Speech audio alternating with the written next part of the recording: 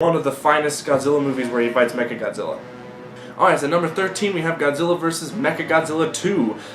Now this is the Mechagodzilla movie that was in the Heisei series, and this movie came out in 1993 when I was born, hence the fact I'm GojiFan93. So, you think that this film would be a little bit higher on the list because of, you know, the fact of my birthday and all that stuff, but it's just a very, it's a tamed Godzilla film. The fight scenes weren't really that interesting. Mechagodzilla 2, I know Plutonium-2356 is going to hate me for this, but Mechagodzilla 2 to me is the most boring Mechagodzilla there is.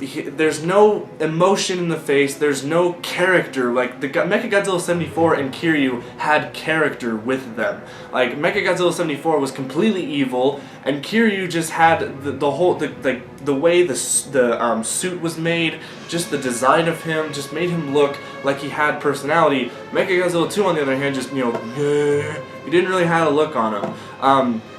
And the fight scene was just kind of a standoff where they were just shooting beams at each other. There wasn't a lot of times where they would get close in and just, you know, start pounding on each other. So, also Rodan was thrown in for some freaking reason. I don't know. Something about Godzilla and Rodan being like half brothers, and then little Godzilla gets introduced. There's a lot of things that happen in this film, and it's just kind of like, okay, slow down. but still, it's an alright film. The characters are alright as well, but that's why it's on 13. Alright, number 12, we have Godzilla vs. Space Godzilla. Now, you would kind of wonder why this isn't higher on the list, because Space Godzilla is my favorite kaiju besides Godzilla. Or at least my favorite Godzilla enemy or whatever.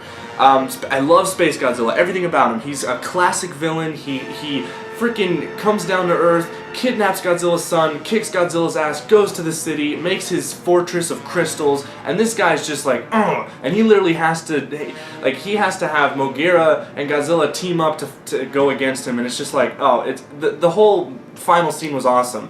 The only thing that I didn't really necessarily care for was the characters, the story. The only character I really liked was Yuki, just because he had the funniest personality out of them all. He was kind of like the rebel, and he didn't want to follow orders, but I liked him the most. But other than that, the story was just kind of like, you know, kind of droned on and on, but it was still a really fun film. Alright, at 11 we got Godzilla